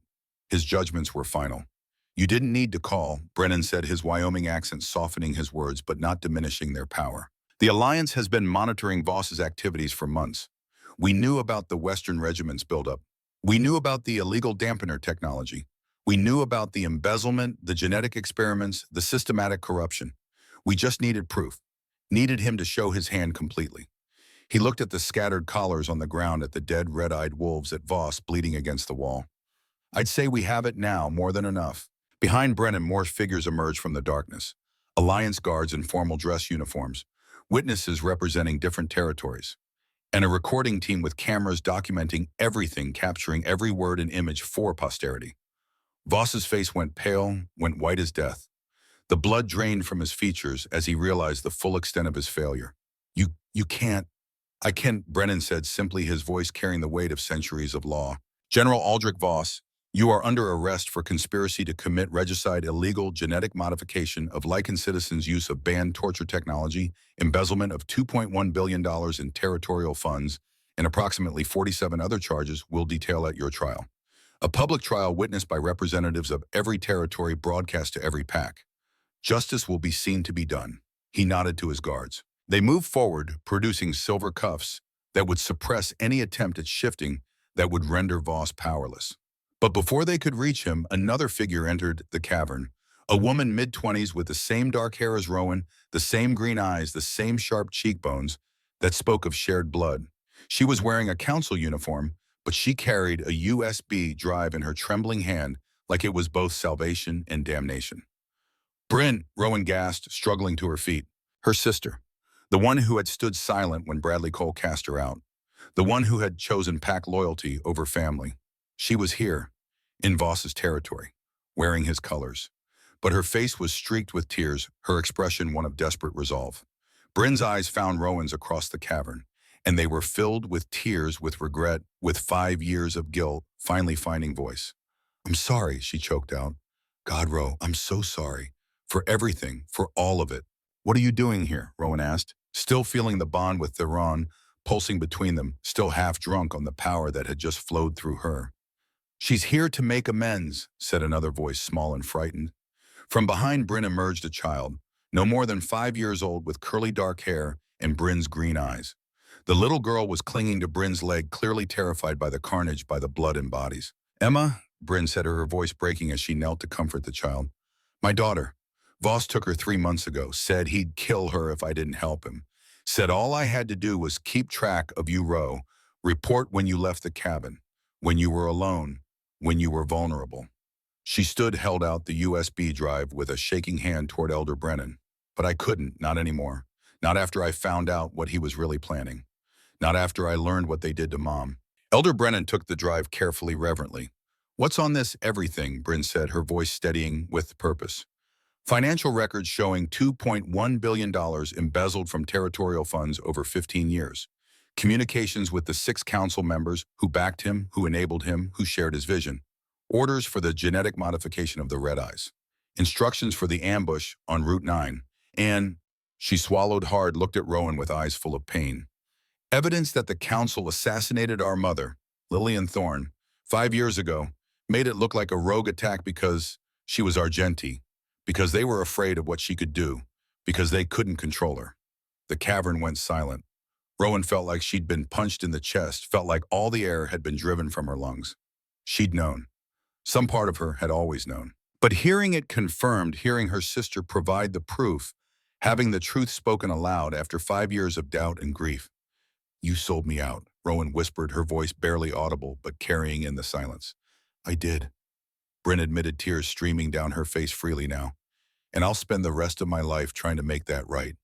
I was weak. I was scared. I thought I was protecting Emma, but I was just being a coward. But right now I'm choosing to stand with you, to give you the tools to take them all down. The council, Voss, everyone who killed our mother and tried to kill you. Everyone who's turned our people into this. She gestured at the carnage around them. Elder Brennan was already reviewing the contents of the drive. On a tablet, one of his aides provided, his ancient fingers moving with surprising speed. His expression darkened with every file he opened, with every piece of evidence he reviewed. This is comprehensive, detailed, damning. This implicates 6 council members directly, dozens more indirectly, financial trails, communication logs, video evidence. He looked up at Voss with something like disgust. You kept records of everything. Your arrogance will be your undoing. Then you have what you need for a trial, Theron said. He'd acquired pants from somewhere. One of his guards had tossed him tactical gear. A public trial. I want the world to see what Voss tried to do, what the council has been doing for years. I want every Lycan to see the corruption, to understand that this goes deeper than one rogue general. Agreed, Brennan said firmly. He turned to Voss, who was being cuffed by Alliance guards, who was finally being brought to justice. General Voss, you will stand trial before the full Alliance Council in 3 weeks. The charges will be read publicly. The evidence will be presented, and justice will be served. The world will watch. The world will know. Voss spat blood, glared at Rowan with pure hatred, with the kind of rage that transcends reason. You think this changes anything, girl? You are a freak, an abomination. There will be others who see what you are and want you dead. The Argenti were hunted to extinction for a reason. You'll spend your whole life running, hiding, looking over your shoulder. Because the world will never accept what you are. Never accept that kind of power in the hands of a woman. Of an Omega. Rowan stood, feeling the silver light fade from her skin, but the power still humming in her veins like electricity in power lines. She walked over to where Voss knelt in chains and looked down at him with all the contempt she could muster, with all the fury of 5 years of grief. Let them come, she said quietly, but her voice carried to every corner of the cavern. Let them try, because I'm not running anymore. I'm not hiding. I'm done being what the world expects. And if anyone wants to make me afraid, she smiled. It wasn't a kind smile. It was the smile of someone who had discovered she was a weapon. They'll have to go through him first. She jerked her head toward Theron, who had moved to stand beside her, who placed a hand on her shoulder. The touch was possessive, protective, a public claim that everyone in the cavern understood that would be witnessed and recorded and spread throughout every territory. Take him, Theron said to the guards, his voice carrying absolute authority. And someone find Emma a blanket and something warm to drink. She's been through enough. This child has seen enough violence for one lifetime. As Voss was dragged away, still spitting curses and threats, still defiant, even in chains, Rowan finally allowed herself to collapse. Her legs gave out, the adrenaline that had been sustaining her finally depleting. Theron caught her before she hit the ground, scooping her up as if she weighed nothing, as if she were made of air and light. She should have protested, should have insisted she could walk. But she was so tired.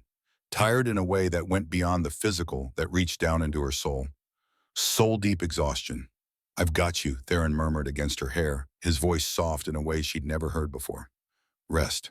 You've earned it. You've saved us all. Rowan let her eyes close. Let the world fade. Let herself, for the first time and as long as she could remember, trust that someone else would keep watch while she slept.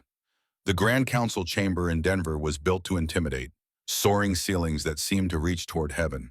Marble floors polished to a mirror shine that reflected every movement, every shadow. Seating for 200 witnesses arranged in a semicircle around a central platform where the accused would stand exposed to judgment. And above it all, a massive skylight that let in the afternoon sun, illuminating everything with harsh, revealing light that permitted no shadows, no hiding, no escape from truth. Rowan sat in the front row wearing a dress that Theron's people had provided. It was simple, elegant, and probably cost more than her cabin had been worth. Beside her sat Bryn, holding Emma's hand, the child quiet and solemn. Behind them, the 25 members of the Royal Guard, all recovered now, all dressed in formal uniforms that spoke of honor and service. And next to Rowan, his presence solid and unwavering, sat Theron. He'd barely left her side in the 5 weeks since the mine, had paid off her debt to the bank within the first week, had transferred funds before she could even protest, had offered her a position as royal consultant, complete with a salary that had made her laugh in disbelief, until she realized he was serious, that he actually valued her strategic mind, had asked her opinion on tactics, on governance, on the reformation of the council, had treated her like a partner, an equal, not like an Omega to be protected and hidden, but like someone whose thoughts and ideas mattered. The bond between them hadn't faded. If anything, it had grown stronger, more complex, developing layers and nuances they were still discovering. They trained together now, learning the limits of what the Argenti-like connection could do, pushing boundaries. It was powerful, terrifying, and completely dependent on trust. Elder Brennan entered the chamber, flanked by 4 other Alliance elders, representing different territories from the East Coast, the Deep South, the Pacific Northwest, and the Great Plains. The room fell silent. Everyone stood until the elders took their seats at the high bench. This tribunal is convened under international Lycan law. Brennan announced, his voice carrying through the chamber with natural authority filling every corner. General Aldrich Voss, you stand accused of conspiracy to commit regicide, embezzlement of $2.1 billion in territorial funds, murder of Argenti, Lillian Thorne, legal use of genetic modification technology, and use of banned dampener collars on 25 Lycan soldiers. How do you plead? Voss stood in chains on the platform. He looked smaller somehow, diminished. The months of careful grooming had fallen away, but his voice was steady, defiant to the end. I deny all charges. This is a political prosecution designed to silence dissent. Then we shall present the evidence, Brennan said calmly. He nodded to Theron. For the next 3 hours, the case was laid out with methodical precision. Financial records showing the embezzlement bank transfers to offshore accounts in the Caymans and Switzerland, purchases of illegal technology from black market dealers across 3 continents. Satellite footage of the Western Regiment convoy fleeing the scene after the ambush on Route 9. The dampener collars themselves examined by experts who confirmed they were the banned technology, who explained exactly how they worked, how they tortured. Then came the witnesses. 3 of Voss's own soldiers, men who had turned on him when they saw what the red-eyed abominations had become, testified that Voss had personally ordered the ambush, that he'd given the order to leave the Royal Guard to freeze, that he'd bragged about how he would use the meteorite deposit to forge weapons and remake the Lycan world in his image. The medic who had treated the Royal Guard provided testimony about the silver nitrate poisoning, about how the injuries were consistent with military-grade weapons, about how without immediate intervention all 25 would have died within hours, frozen and alone. And then Brennan called Rowan to the stand. She walked to the platform on legs that felt steadier than they had any right to. Every eye in the chamber was on her. She could feel their judgment, their curiosity, their fear of what she represented. The whispers had already spread. The last Argenti returned after 3 centuries. The woman who had bonded with the king. The Omega who had brought down a general. State your name for the record, Brennan said gently, his ancient eyes kind. Rowan Thorne. Miss Thorne, can you describe the events of the night of December 15th? Rowan took a breath and told her story. She spoke of dragging 25 dying wolves through a blizzard while her own body screamed for mercy, of stitching their wounds with bleeding hands, of the Humvees waiting at the bottom of her driveway, engines idling, waiting for death, of Theron arriving with his convoy, of telling the king to take off his boots in her own house, of the journey to the mine through impossible cold, of discovering what she was in the flickering light of tactical flashlights. The chamber was silent, rapt, hanging on every word. And your mother, Brennan said carefully, his voice soft with compassion. Lillian Thorne, what happened to her? She was murdered 5 years ago. Rowan said, her voice steady despite the emotion churning beneath, despite 5 years of grief finally finding release. The official report said rogue attack. But my sister has provided evidence that it was a council-sanctioned assassination. Because my mother was Argenti. Because she was seen as a threat to their power. Because they couldn't allow her to live, couldn't risk her bonding with someone who might challenge them. Brennan held up a document, ancient and yellowed. This is a coded message recovered from council files, dated 5 years ago. It reads, and I quote, "The Thorne woman has been neutralized. The bloodline must not be allowed to resurface. Take whatever measures necessary to ensure the daughter remains ignorant of her heritage." This message was signed by 3 council members, all of whom were on General Voss's payroll according to the financial records. A murmur ran through the chamber like wind through wheat. Voss's face remained impassive, but Rowan saw a muscle tick in his jaw, saw the crack in his armor. One final question, Miss Thorne, Brennan said. Why did you save the Royal Guard that night? You had no obligation. You could have closed your door and let the cold do its work. You could have stayed safe, stayed hidden. Why risk yourself for strangers? Rowan looked at Theron, at Kaelin, at the 25 men who had become something like family in the weeks since, who had eaten her terrible stew and bled on her floor and trusted her to lead them through a blizzard. Because I know what it's like to be left in the cold, she said simply. To have doors close in your face because you're inconvenient, because you're an Omega, because you're different, because you're not worth the trouble. And I decided a long time ago that I wouldn't be that person. I wouldn't be the one who turned away when someone needed help. I wouldn't become what the world tried to make me. Brennan nodded, and she could see moisture in his ancient eyes. Thank you, Miss Thorne. You may step down.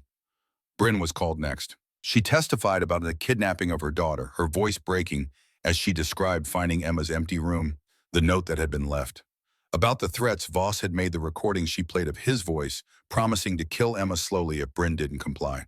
About the evidence she'd collected while pretending to be loyal, the risks she'd taken. She handed over communications recordings, financial documents. By the time she finished, Voss's defense was in shambles, his careful plans exposed for the world to see. The final witness was an old woman from the Western Territory, a beta named Margaret who had lost her son in one of Voss's genetic modification experiments. She spoke of how Voss had promised her son would become an elite soldier, would bring honor to their family. How instead he'd become one of the red-eyed abominations, mindless and violent. How he'd lost his mind, his humanity, everything that made him who he was. How she'd had to watch Alliance guards put him down like a rabid dog, while he didn't even recognize her while he tried to kill her. When she finished, there wasn't a dry eye in the chamber. Even some of the guards were wiping at their faces. Brennan stood. General Aldrich Voss, we have heard the testimony. We have reviewed the evidence. The tribunal will now deliberate. The elders withdrew to a private chamber. They were gone for 20 minutes.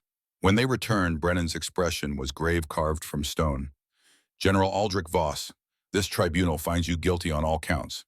His voice rang through the chamber like a death knell, like the closing of a tomb.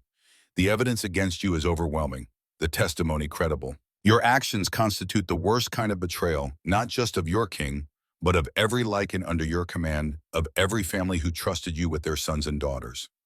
Voss's composure finally cracked. His carefully maintained mask shattered. You don't understand, he said, his voice rising, breaking. I was trying to save us, to make us strong again. The Ashcroft line has made us weak, made us hide from humans, like we're the prey instead of the predators. I was going to restore us to glory. You were going to start a war that would have killed thousands. Brennan interrupted, his voice hard as iron. You were going to turn our people into monsters. You were going to destroy everything our ancestors built, everything they sacrificed to create. And you were going to do it all in the name of power, wrapped in the language of patriotism and strength. He paused, let the silence stretch. The sentence is as follows. Life imprisonment in a magic suppression facility. All assets seized and redistributed to the families of those harmed by your actions. And you are hereby stripped of all rank, all titles, in all honors. You are no longer General Voss. You are simply Aldrich, a traitor who will spend the rest of his days remembering what you destroyed, what you threw away for ambition. Guards moved forward to remove Voss. As they did, he looked at Rowan one last time, his eyes burning with hate that transcended reason. This isn't over, he said, his voice carrying, despite the guards' attempts to silence him. There will be others. The Argenti are a threat. They always have been, and eventually someone will finish what we started. Someone will. Then they'll fail too, Rowan said, standing here, her voice cutting through his rant like a knife. Because I'm not alone anymore, and I'm not afraid. Not of you. Not of anyone. Voss was dragged away, still ranting, still promising vengeance that would never come. The chamber erupted into noise, witnesses talking amongst themselves, reporters from every territory scribbling notes furiously. But Brennan held up a hand for silence. There is one more matter to address, he said, his voice carrying authority that demanded attention. The corruption within the council itself. 3 members have been arrested based on the evidence provided. They will face trial next month, and the council structure will be reformed. No longer will 6 individuals hold unchecked power over the territories. We are implementing a new system. Democratic elections among Pack Alphas, term limits of 4 years, oversight committees with representatives from all designations. The days of secret tribunals and political assassinations are over. The days of Omegas being treated as property are over. We enter a new age. The chamber erupted into applause. Real change. Actual justice. Structural reform that might actually prevent this from happening again. It felt almost too good to be true, like waking from a nightmare into sunlight. As the crowd dispersed, as witnesses and reporters filed out, chattering excitedly, Theron pulled Rowan aside. There's something I want to show you.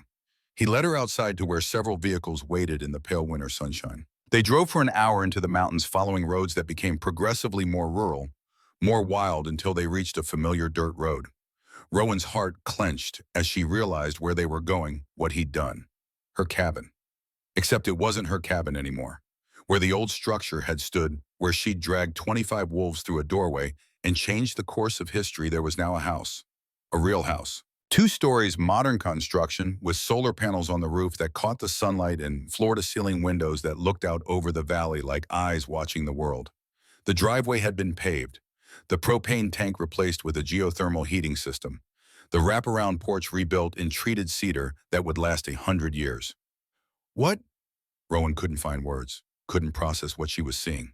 You said you'd rather starve alone than be controlled, Theron said, quietly watching her face. So I made sure you'd never have to starve, and that you'd have a place to come when the palace gets too loud, when being the last Argenti gets too heavy, when you need to remember who you are. He handed her a set of keys, the metal warm from his pocket. It's yours. No strings, no obligations, no rent. Just a home. Your home. Rowan looked at the keys, at the house. At this man who had gone from threatening to burn her mountain down to building her a home on it, who had seen her at her worst and her best and chosen to stay. Partners? She asked, her voice barely a whisper. Partners? Theron confirmed, his amber eyes warm. Always. Equals. In everything. The house on Winter Ridge had become a sanctuary.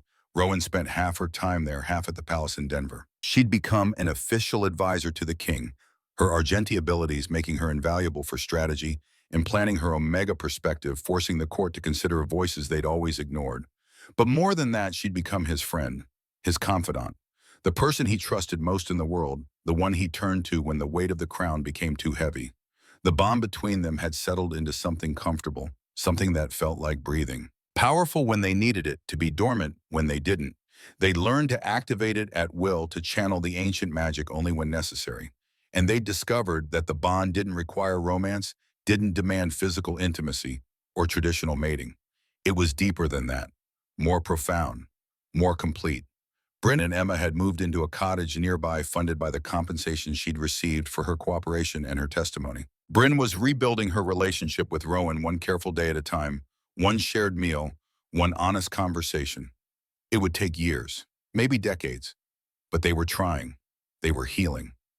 The other Argenti bloodlines had been awakened by Rowan's public revelation.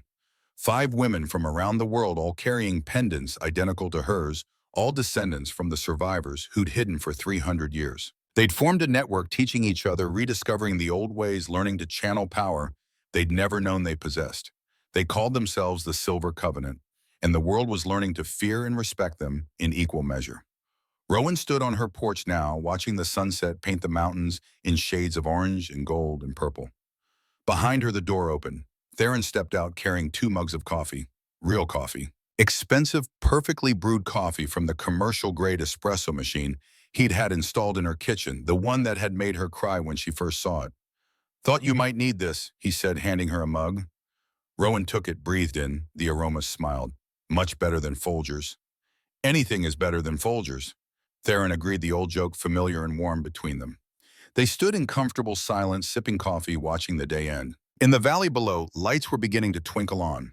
A new Omega shelter that Rowan had helped establish, funded by C's council assets. A community center where all designations were welcome, where Omegas could learn skills and Alphas could learn respect. Small changes, but important ones. "I got the test results back," Rowan said quietly, her hand unconsciously moving to her still flat stomach.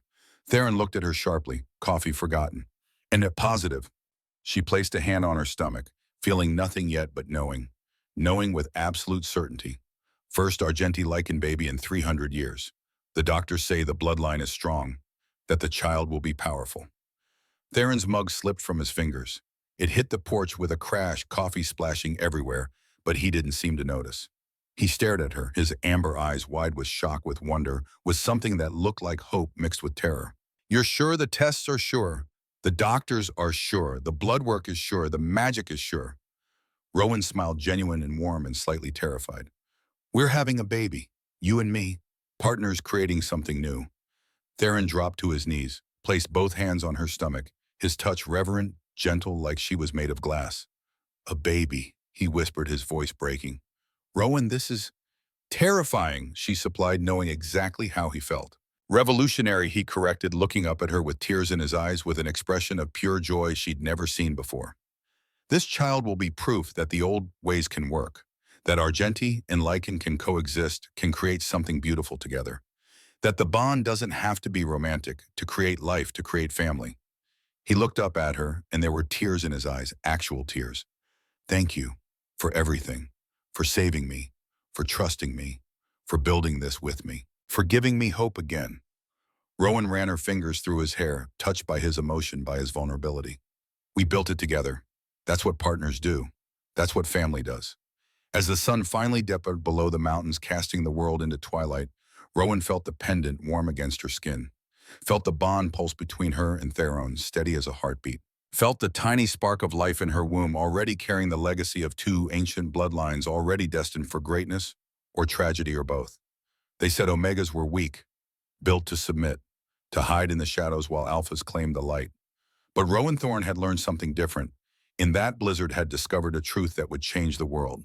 She'd learned that power wasn't about claws or crowns or physical strength. It was about who you chose to save when the world told you to run. It was about standing up when they told you to kneel. It was about believing you deserved equality when everyone else called you just an omega. It was about opening your door when the storm was at its worst and saving lives even when it would have been easier, safer, smarter to stay hidden. She'd saved 25 wolves from a blizzard. One of them had saved her back, and together they'd changed everything. The council was reformed. The laws were changing. Omegas were finding their voices, and the Argenti had returned. The world would never be the same. And Rowan Thorne, once nobody, once just an Omega in a falling down cabin, wouldn't have it any other way.